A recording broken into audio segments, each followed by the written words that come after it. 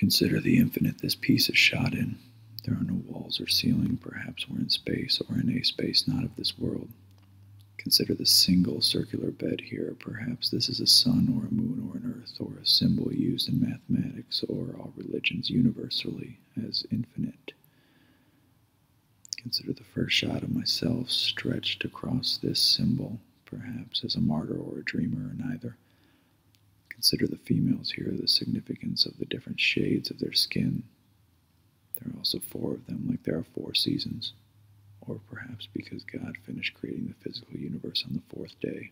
Or because there were 4 rivers in Eden, these may be the 4 angels, or maybe there's one of them for each time Eve is referenced in the Bible.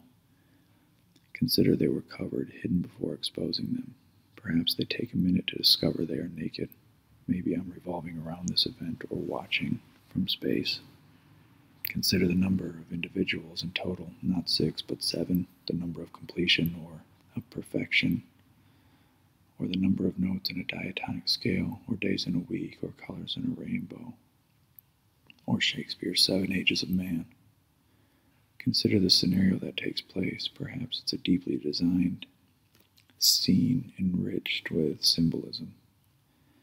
Or perhaps it's as simple and thoughtless as depicting a scene from our bus after a show. It could be sex that is expressed physically and the violence that is expressed verbally, the exploration of physical death and the end of life in the words and the expression or procreation and reproduction or birth in the visual.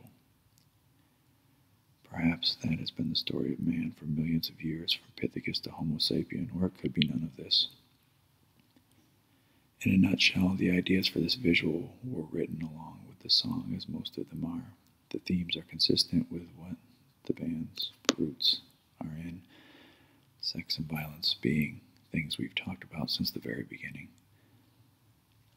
It's known that I wrote the first song for this group in jail. It was called Rico. It's about violence and growing up in that environment. If you do a little research, you'll find the second song I wrote for this group, which was called Libertine. It's about sex and growing up in that environment. And I wrote it in a situation much like you see in this video. We're always obligated to follow a vision wherever it may go. This piece makes absolute sense as a part of our world.